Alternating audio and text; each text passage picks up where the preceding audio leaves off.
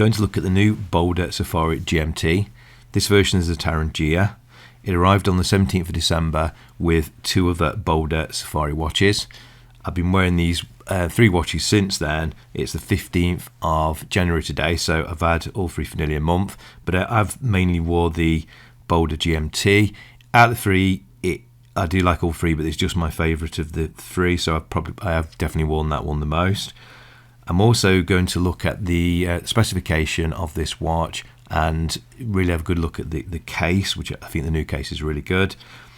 I'm also going to have a look at the GMT function and just talk about the Seiko NH34, which was a new movement last year in the Seiko 5 GMT, which I also picked up, and I managed to get one on the day of release. And I'll do a comparison between the 2 watches. Both these watches were definitely my favourite 2 watches that I picked up last year. So yeah, I hope you enjoy. So the case and specification, as you can see from the dial, it is off Arabic and off Roman numerals, which is a Californian dial, which I think I like. It's a little bit different. I think it looks really good. Especially in the font that they've used and the way that they've done that. The lume is excellent as well on that font. It really does catch the light, and as you walk into darkness and things, it glows straight away. I think it's very good. The case itself is 40mm diameter, which I actually think is a great size for this watch. It's 316 stainless steel, lug to lug 48mm, so that's going to fit most wrists. I've actually measured it with my calipers, and it is 12.75mm thick, and that includes the case and the sapphire crystal and everything else. It's a standard 20mm lug, so strap size. The fixed 24-hour bezel is aluminium, and that doesn't turn, so you notice the numbers are all pointing the same way. So you know straight away that isn't a bezel that actually turns. It's sapphire crystal both at the front, so at the front it's flat sapphire crystal, and at the back it's again sapphire, and it's exhibition, and so you can see the movement, but there's also got a print of 1 of 4 animals. On this one is the rhinoceros. The new Safari case I think is absolutely spot on.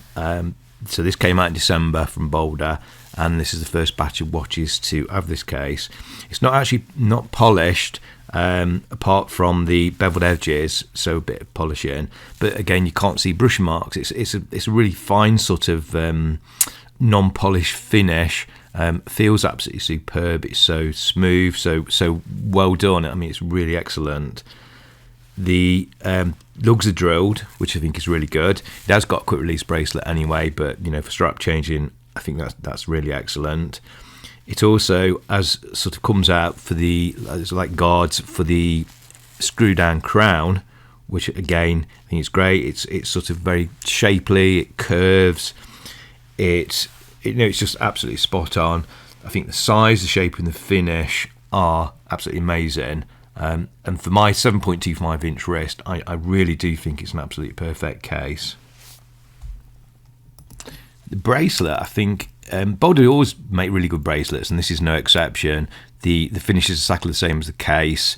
The fit up to the case is superb. Both it's exactly 20mm. It fits up to the sort of flat edge to the case, absolutely perfect. It's not flush with the case. It's slightly down, which I think works really, really well. So that there's no sort of is it above or below, that sort of thing. It's absolutely spot on. It's got the quick release at the back, so it's easy to take on and off, which I have done, and I've tried different straps and things on. The sort of thickness of the bracelet I think is absolutely perfect. It is push pins, and I think that's absolutely fine. For me, I do the adjustment once, and that's it. I had no problem with adjusting that. I didn't think that was a problem at all. The clasp I think is really good. It's got 3 adjustments, and that's definitely enough for me. Luckily it works on the center of the 3, so I've got a little bit of movement each way.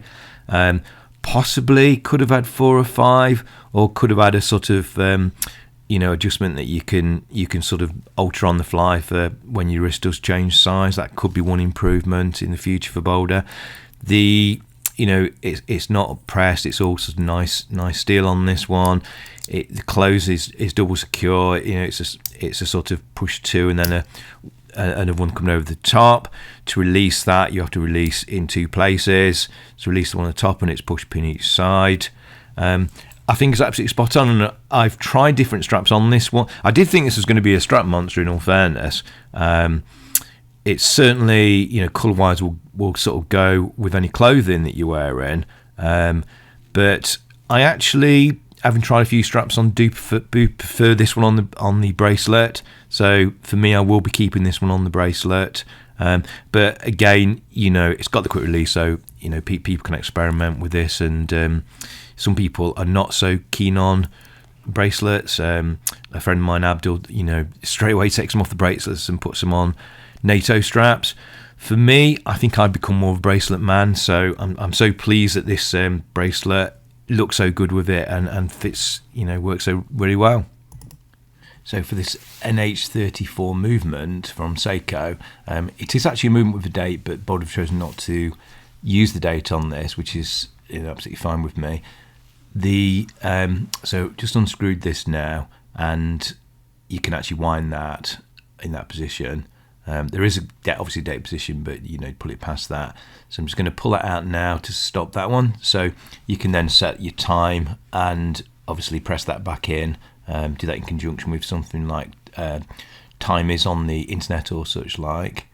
And now if you get it in the right position, you can see now I'm actually altering the 24-hour hand, so that moves an hour at a time. So you can set that to suit. So this is like an office GMT, not a traveller, in which case on a traveller your hour hand moves. Again, this is fine for me. I think if you do a lot of travelling, when your hour hand moves, that's probably easier than having to sort of set everything up. And finally, comparison between the Seiko 5 GMT and the BOLDR Safari GMT. Obviously both got the same movement, but there is quite a lot of differences between these two. And I will say, I honestly can't pick between the two. I'm just so pleased to have both, and I think by far these are my favourite 2 watches that I've picked up in 2022, and I highly recommend both. So obviously the BOLDR's got the fixed bezel, which is aluminium. The Seiko has got the unidirectional bezel, which has actually got their hard legs, which is a little bit different, and that does catch the light nicely and allows you to track a 3rd time zone. So as well as the markings on the dial itself, you can actually turn the bezel and use those markings, which I think is a really good feature and a little bit different. The finish on the bezel itself. The Seiko has a date. Over the date's got the Cyclops. I think personally like it. Can actually see the date clearer with my sort of, you know, older sort of eyesight for seeing things close up. But a lot of people do find that annoying. I do find it, when I'm wiping it and things, it does sort of, it's hard to clean around the Cyclops. It sort of attracts all the, you know, the dust and mess as you're sort of cleaning the lens on that one. So that's the sort of downside of that, but I personally don't mind the look of that one. One of the big complaints with the Seiko was it was only 100 meters water resistance and not a screw down crown. The BOLDR is 200 meters water resistance and has got a screw down crown, and also a sapphire crystal both front and back, where the Seiko has the not so scratch resistant, their own proprietary hard legs on the front, the back, as well as obviously as stated the bezel. On the BOLDR we've got numerals and the, you know, a little bit different California dial. On the Seiko you've got the dots and buttons, which are applied. I think looks, you know, both look good, and both got excellent lume. I think there's a lot to pick between the lume. The bracelets, the Seiko has got the Jubilee bracelet, which I really do like. It catches the light well. It looks really great, but the quality is definitely not as good as the BOLDR bracelet. The BOLDR has also got the quick release, and I think also probably won't get sort of scratched up, and you know will keep in better condition and probably last longer of the two. And finally the price, and to be honest the price is pretty much the same for both of these 2 watches, so there's not, you know, both really excellent price, probably currently around about the £400 mark if you pay full price for them. Potentially you might have to sort of pay import fees on the BOLDR, where I think the Seiko might be more available.